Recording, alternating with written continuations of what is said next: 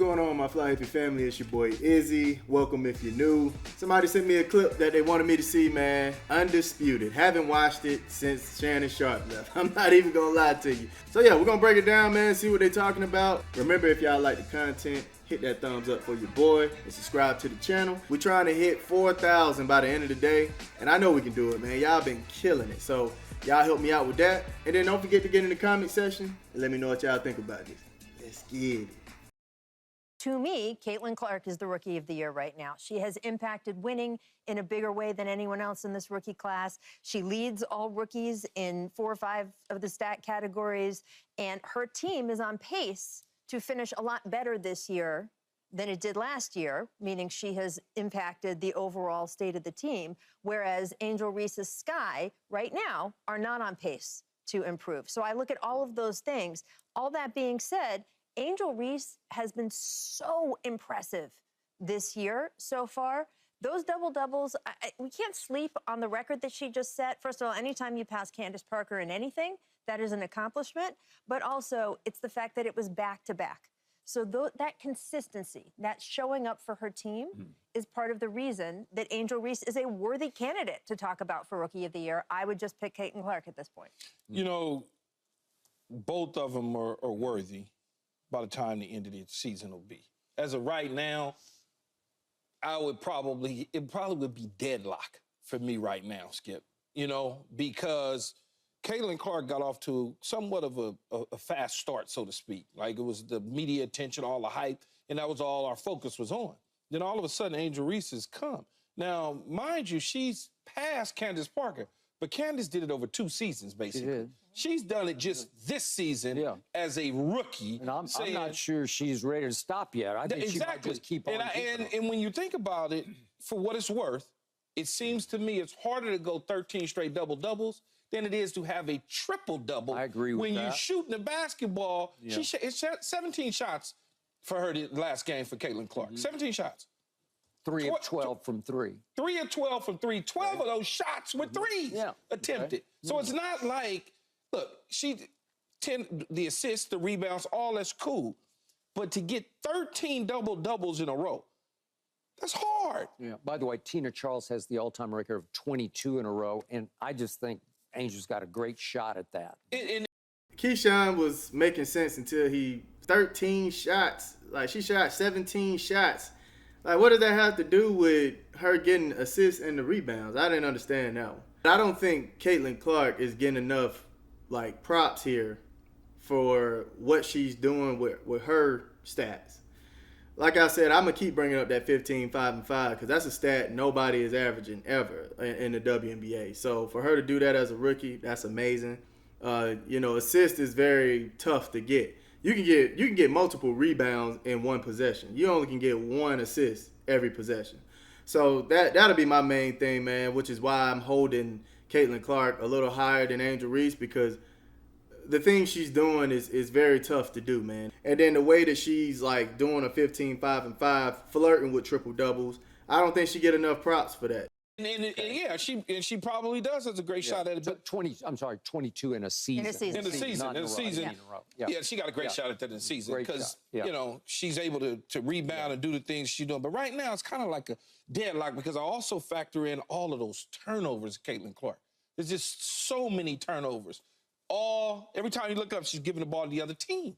And so you factor that into the equation. And they both look worthy of it, like I said, Skip. It'll come down to the end, though. It's going to come down to the end. People like to bring up that the turnovers. Do y'all realize LeBron James leads the league in turnovers?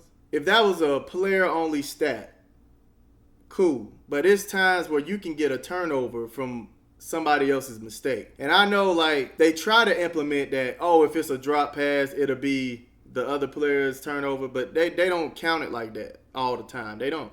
We can't sit here and say that all her turnovers are her fault. You feel what I'm saying? Like all her shots, that's her. But those turnovers, it varies. Some come from her teammates not being able to catch the ball. Okay.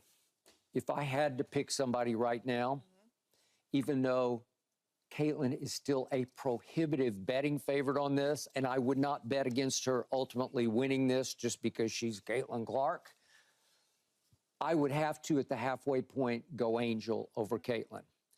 And the reason being that Caitlin's specialty is shooting three-point shots. That's what she does at the Steph Curry kind of level.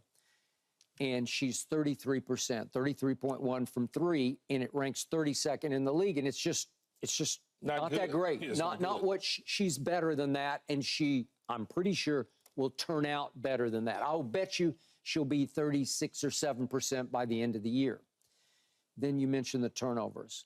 Caitlin Clark now has 42 more turnovers than any other player in the league. She added another 4 last game. Okay. Added another 4. Okay. 42 more than Alyssa Thomas, who's second. 42 more? Are you kidding me? It's hard to overcome that. And so many, and I watch every game, so many are just careless. Like, I'll just try that. No, you shouldn't try that, because that's not going to get through. Somebody's going to get fingertips on it, and it's going to be loose, and they're going to pick it up and go with it. Okay, so she is second in the league in assists, but it gets canceled out when you got 42 more turnovers than anybody else does. And then I look at what Angel has done on the offensive glass. It's beyond comprehension to me that she has 35 more offensive rebounds than anybody in the league as a rookie. Yep. 35 more offense. She has 97 offensive rebounds. As you both know, it's just about desire. It's about guts. It's about want to. I want the basketball worse than you do. And I saw her teammate, Marina Mabry, said yesterday, she's super physical for a rookie, which is hard to do. It is. That's a physical brand of basketball that they play. Interior basketball, they are banging bodies. And every time I look up when I'm watching Angel, she's just in the middle of everything. She just wants the basketball worse than anybody else does on the offensive glass. And look, I want to let him keep going, but his argument is so weak. It's really weak, man. First, he was saying Caitlin Clark's specialty is shooting, and that he really watches the game. I watch all of the game. Man, Skip, you don't watch them damn games, man. The fact that you saying that's her specialty, that lets me know you don't really watch what Caitlin Clark is doing out there. Her specialty is facilitating. She can shoot extremely well. Yeah, she shoots way out. Yeah, that's a talent of hers. And then he's saying just because she's not shooting at a high percentage, she's not doing what she came in the league to do. That's not what she came in the league to do. She came in the league to be a solid point guard, to be an all-around point guard. Yeah, I know people want to see her like shoot from way out and make all those shots, but she's being guarded the heaviest out of every player in the WNBA right now. So they trying to say just because she's shooting at a lower clip, that makes her a bust. That's basically what they're saying. That makes her a bust because she's not even shooting how she used to shoot in college. But they're ignoring the assists and rebounds that she's getting and pushing the floor to help her team score. He's saying Angel Reese has 40 more offensive rebounds than anybody else in the league. If you're going to punish Caitlin Clark for turnovers, you got to punish Angel Reese for missing her own shot and grabbing her rebound. I'm just saying. I'm just keeping it in the grand. If we're going to keep it fair, we got to keep it fair. If you're going to call her out for her turnovers, you got to call out Angel Reese for her missed shots and getting her own boards. She's shooting 45% under the rim. Like that, and that's not good. Once she gets a hold of it, she is highly capable of going straight back up with it and scoring it up off the glass or whatever she has to do.